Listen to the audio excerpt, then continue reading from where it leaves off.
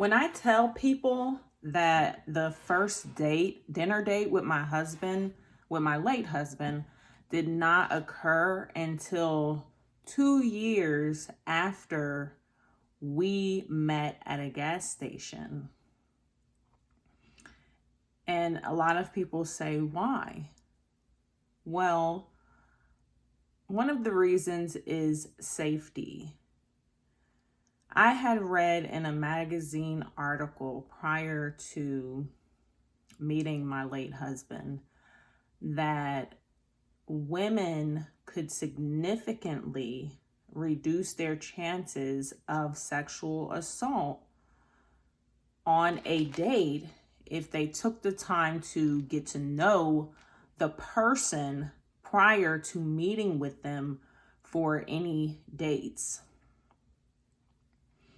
And to me, that really made a lot of sense because you don't know this person. We met at a gas station.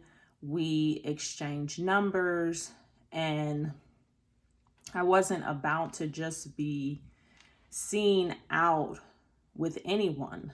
I was dating, I was communicating with other men, and I wanted to make sure that prior to meeting with him that I took the time to get to know the man that he was, his morals, his values, his character traits, taking the time to really understand the man that he was before meeting with him. A lot of women don't do this. And they state that the date rape percentage is 34%. 34% of sexual assaults, rapes occur on a date. And that's just what has been reported. That percentage would be even higher if it included the rapes that were not reported. Most women don't report rapes because it leaves them feeling ashamed and humiliated. And the rape kit process adds insult to injury because it is very invasive and intrusive. So I learned from hearing friends of friends talk about how they went on dates and some of them were sexually assaulted and a lot of them did not report those rapes and assaults. So, and not only that, it makes it easy to communicate with more people, get to know more men when you are dating and you're not having to get dressed up and do hair and makeup and leave your house to go meet with them at whatever location you all agreed upon. It allows you to get to know more people. And I take notes. I have on each person that I'm communicating with or getting to know, I have an all about him notes that I take. And I have everything organized: morals, values, character traits. These are things that I would like to get to know before meeting with someone for a dinner date. So that is why our first dinner date did not occur until 2 years later after meeting with him.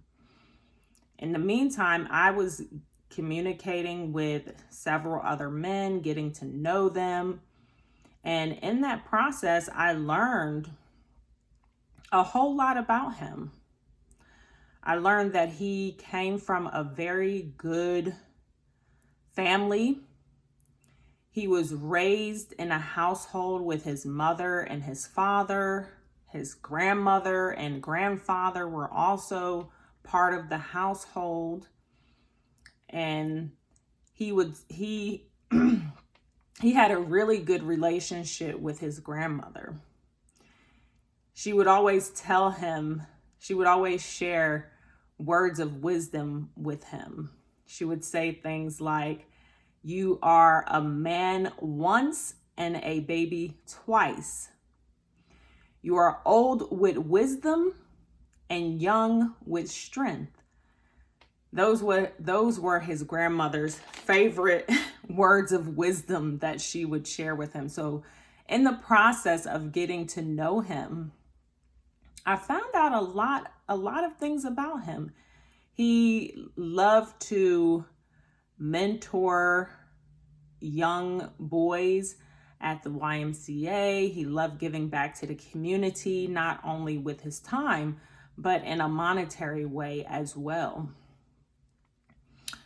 I learned about what he did for a living. I learned about his favorite color was blue.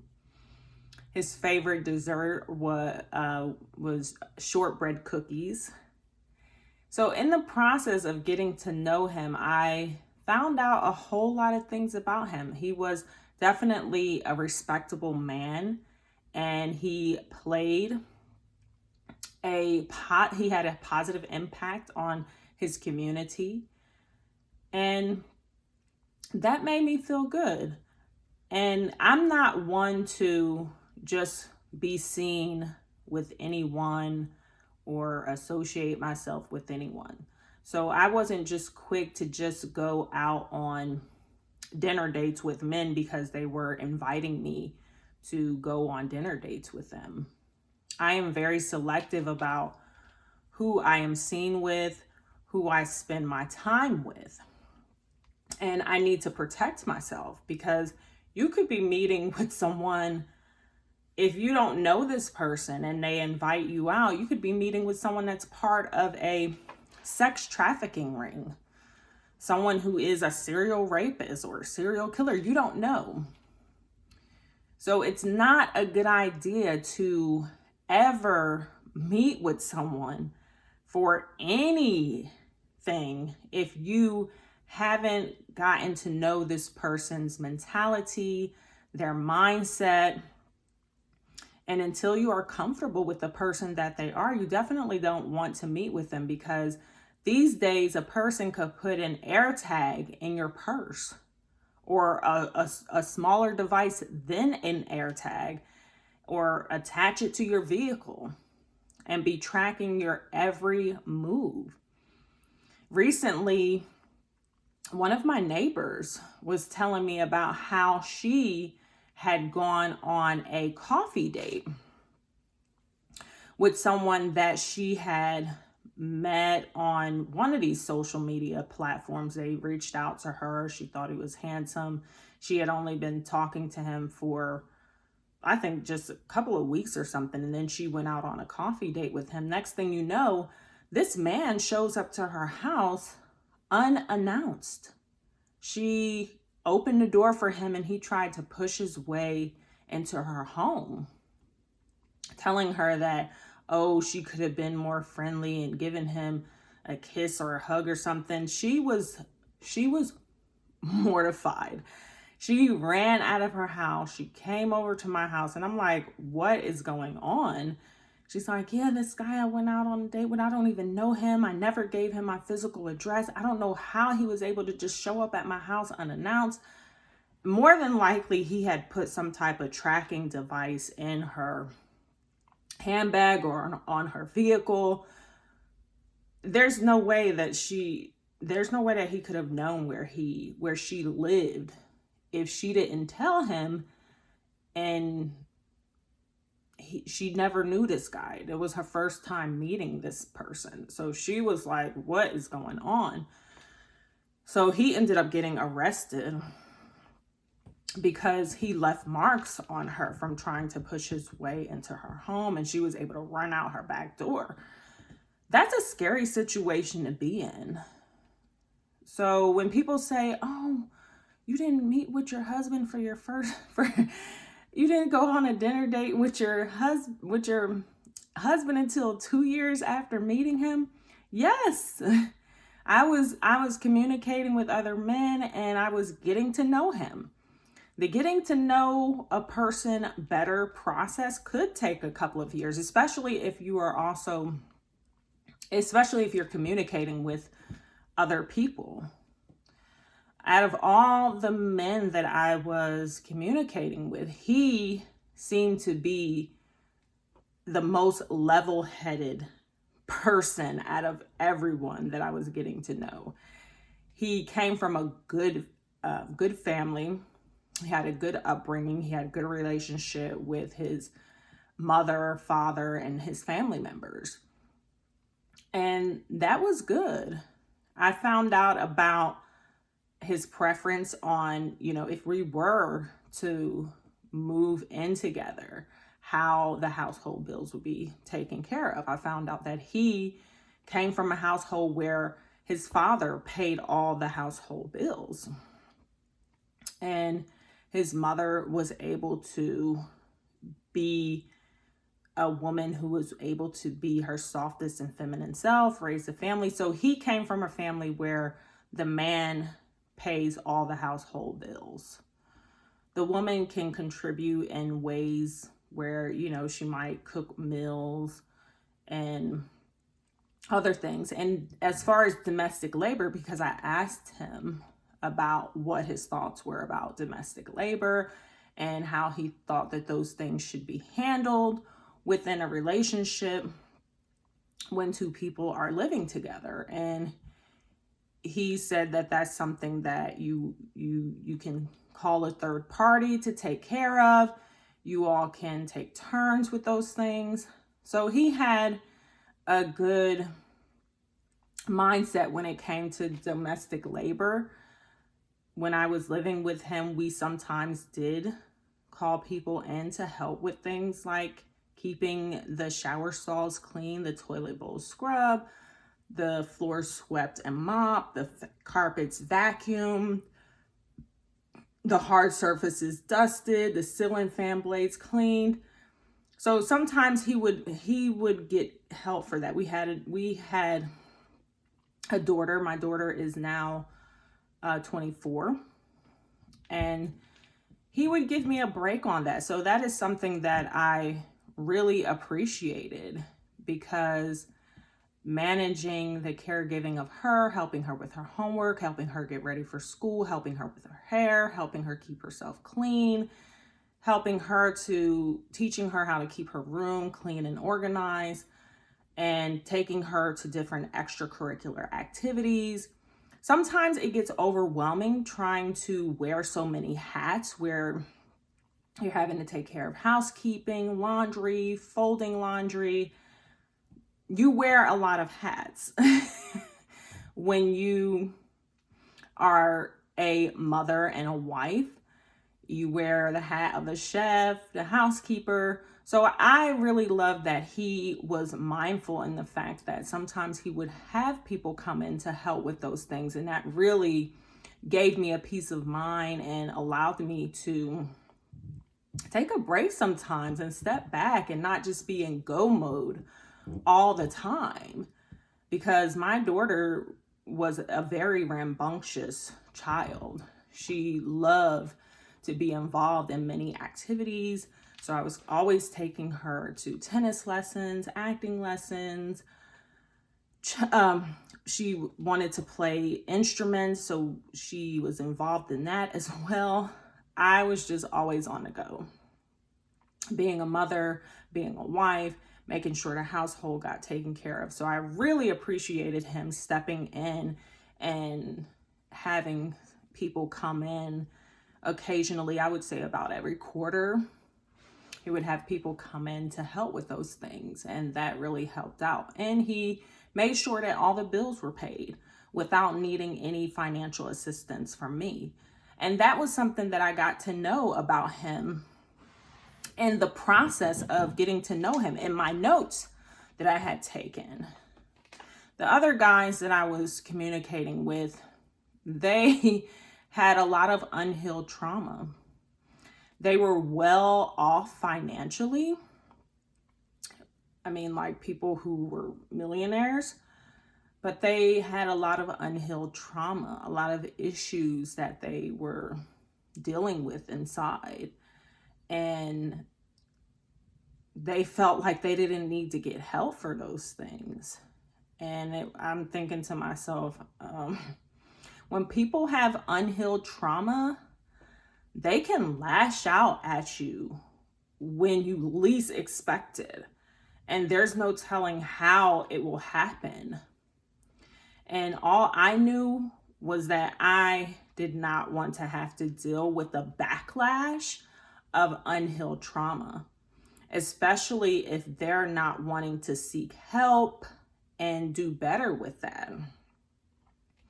They would say things like, yeah, I would love to be a good man to you, but I don't know how to. I was brought up in a household where I watched my mother do everything. My father wasn't around. Things like that made me think to myself, wow, like I can't show you how to be a good man to me. I can't do what your father should have done.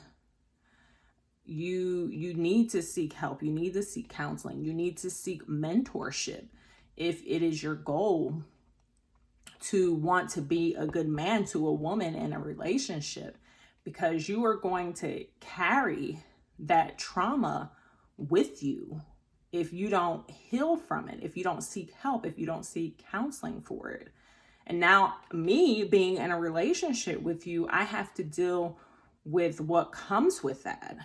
And I don't have the bandwidth to deal with all of that. They would say things like, yeah, they cheated on their girlfriend in past relationships and it was her fault because it was her fault because she wouldn't always put out. And that's a whole nother video. Being with someone, you never know what a person could be going through. So saying that you being unfaithful to them was their fault because they weren't putting out as often as you like, that's not an excuse. And like I said, that's a whole nother video.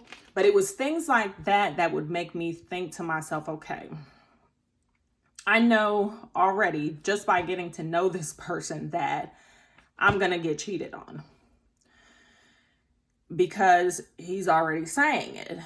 So when you date in an organized manner and you get to know people, they will reveal things about themselves. I was probably talking to around 20 different guys when I was dating. And I didn't go out on dinner dates, breakfast dates, or lunch dates with any of them. I was just getting to know them. I was taking notes on them. All about him notes. That's what I do, because I need to make sure that if you are going to come into my life, you are going to enhance my happiness, not inhibit my happiness. So it's very important to me that I took good notes and I have things organized when I take notes: morals, value, character traits, pet peeves, all of those things. And one of the things that my late husband had told me was that he was like, wow, I really appreciate you taking the time to get to know me, the man that I am. You at this point probably know more about me than my own family members. So he was really happy that I had taken the time to get to know him. And he was saying other women that he was communicating with or going on dates with didn't take the time to get to know him. And he said talking to me made him realize that he would never marry them. He would never marry them because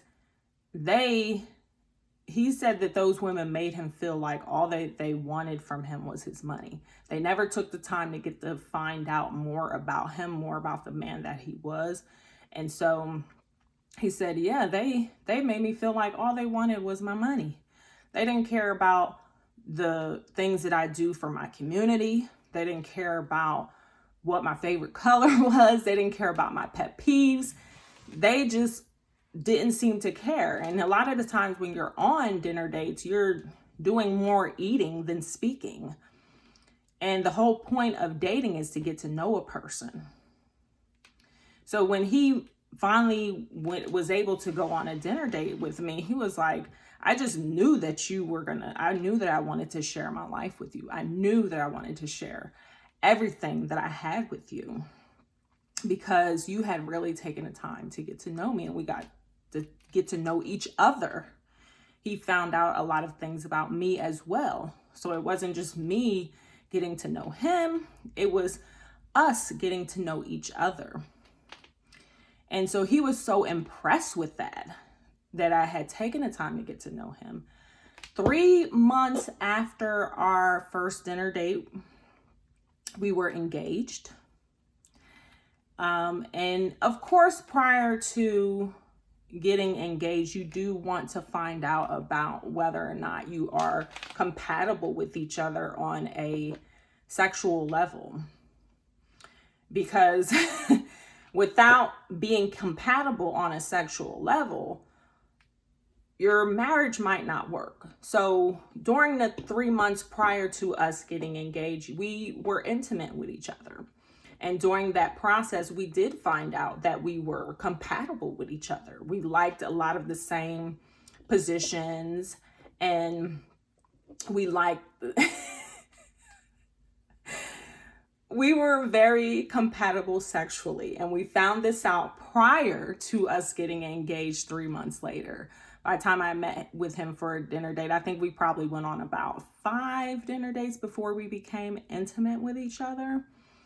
And it was great. We were definitely sexually compatible with each other. And that was great. So we ended up getting engaged. We moved in together. Our living habits were great because we talked about that in the getting to know each other process. So when we were living with each other, we were very similar. We cleaned up after ourselves. We didn't leave messes for the other person to see. All of these are things that you find out in the getting to know him better process. So by the time we moved in together, 2 years later after moving in together, we were married. And I was married to my late husband for over 12 years. And he passed away from stage 4 cancer. But we enjoyed a lot of good times together. I enjoyed getting to know him. And it was wonderful. But he knew, he was like, you did something that other women didn't take the time to do. And that is why I wanted to share my life with you. I wanted to share everything I had with you. I saw myself being your husband. I saw myself having a family with you. I saw myself creating a good life with you. This would not have happened if I didn't take the time, those 2 years, to get to know him. The man that he was, the things that he enjoys doing, how he gives back to the community with his time and in a monetary way, how he prefers to share bills, his living habits, his pet peeves. He wouldn't have felt that way about me. He wouldn't have married me. He would have saw me in the same light that he saw the other women. Like they just wanted him for his money. They didn't take the time to get to know him. When you take the time to get to know a man, and if he is a man of good character, he will appreciate that. He will say she is special. She's doing something that the other women are not doing. And that is why he saw me being his wife. That is why he married me. That is why he chose to share everything he had with me. Because I took the time to get to know him. We took the time to get to know each other. So when you are dating, if you want to be in a serious relationship with someone, it's important that before you go on any dinner dates, because you don't want to just be seen out with anybody. You don't want to, that's not okay. I would imagine that that's not something that you just want to be seen out with different men. Get to know these men. Don't go out on dinner dates with people that you don't know. And it allows you to communicate with more men because you're not having to get dressed up and do hair and makeup. You can talk to them over the phone. During the time that my late husband and I were dating, we communicated over the phone. There would be times where I would see him at maybe a grocery store and I would wave and just be on my way. But there was no dinner dates. I was communicating with other men and getting to know other men to make sure that if I am going to spend my life with someone, if I am going to enter into a relationship with someone, that someone is someone that is going to be compatible with me and a good man to me. And all of those things are things you find out in the getting to know him process. I see so many women let a man enter their body, enter their home, move in with them. And just to find out that this man didn't find out what his thoughts were on domestic labor, didn't find out much about the man, really didn't get to know the man at all. And now y'all are living together. Now you're in a relationship with him. And in some cases, the woman ends up pregnant with a man that she really didn't take the time to get to know. That get to know process could be 2 years. And it's well worth it because you want to communicate with as many people as possible because you want to make a good choice. And you want to make sure that you are keeping your notes organized. You're all about him notes. You write his name down.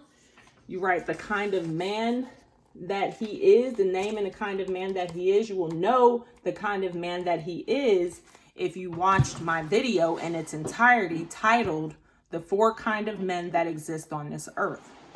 Being able to identify this early on is going to align you with someone that you want to be with, that you feel is going to be a good match for you. But that all requires you to take the time to get to know him. If all you're looking for is a wham bam, thank you ma'am, any Joe on the street will be willing to give you that. That you don't need to go through any notes or any process for that. You don't need to go through the getting to know him better process if all you're looking for is someone to have a good time with between the sheets. What the advice that I'm giving is for someone who wants to be in a serious relationship, someone who wants to be taken seriously in a relationship. So that's all that I have for now. If you have questions, leave them in the comments and I will do my best to answer all questions. Thank you for watching and have a wonderful day.